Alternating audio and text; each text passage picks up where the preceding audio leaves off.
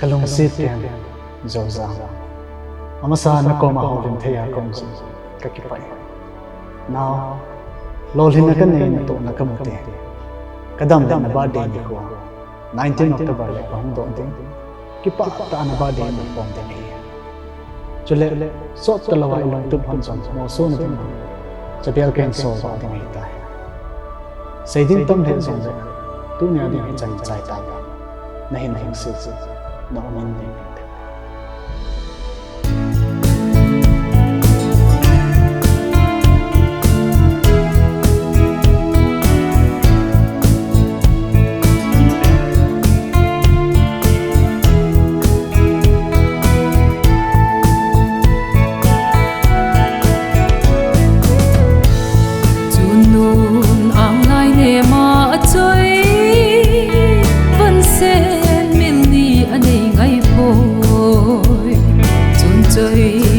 bằng ang lại nè mò cái chơi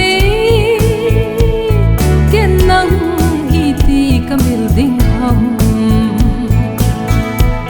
hát lên đi cái hay muốn lép bin ngày ô ngày an de cùng lê la cái hay lép bin ngày ô ngày an de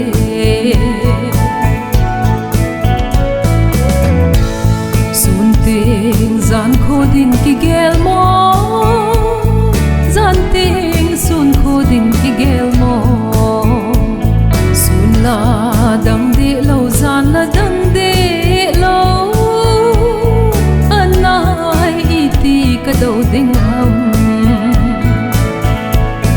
at le ni ki hay mo le bin ngày ô ngày an de kum le la ki hay le bin ngày ô ngày an de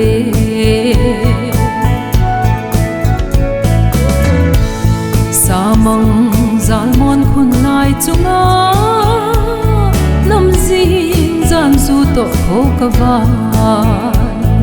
o nam zin zan zun kho nei to da ta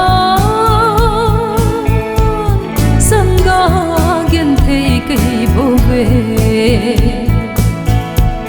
hát lên đi cái hay muốn lép bin ngày ô ngày an de cùng lê la cái hay lép bin ngày ô ngày an de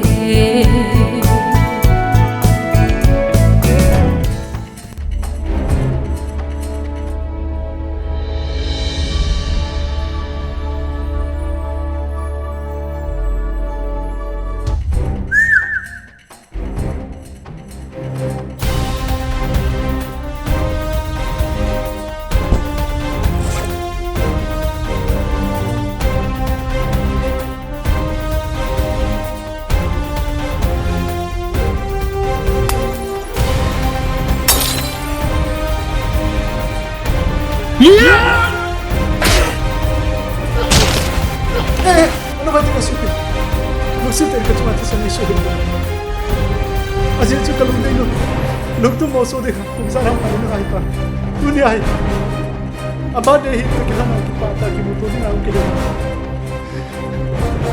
Sinto ni ko to tete. Korpa. Min mo to kami. Wali daw te.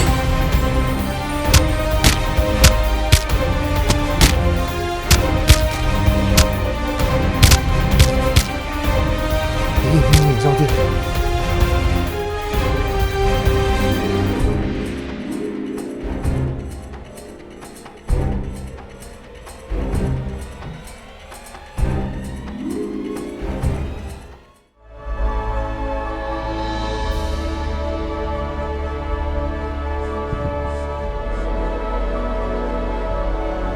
Joseph!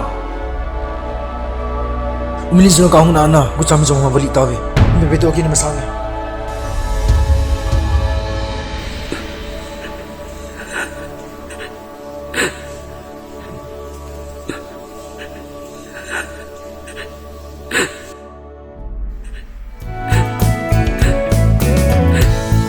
ahum long la lon di ho hi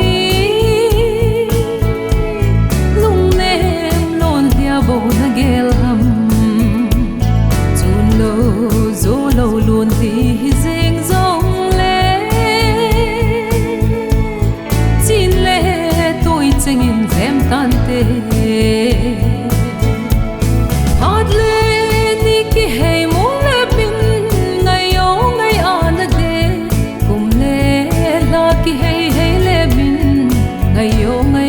na de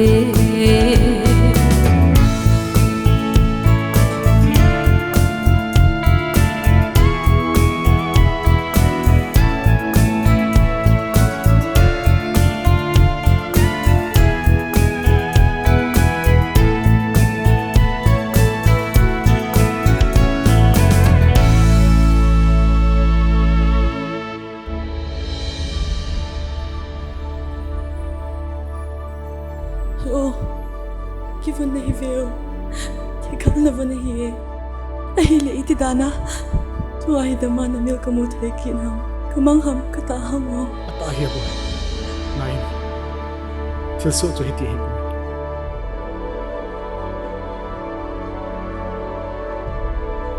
Mới là bài tiêu bọn em mà tội hiện nay. Thì đến cây tàu về nào. Khói là vào thì bọn nó kể tàu. Vang phát pin, ông mòn em tổ khăn, hay chẳng vào đây bị bị ngã rồi. Và thì nó sẽ ra là khổ cái hình hiện tượng, đó mai kim một tổ thể kỳ đi. Đây là bọn nó chung này, tôi kịp ăn sẽ sao.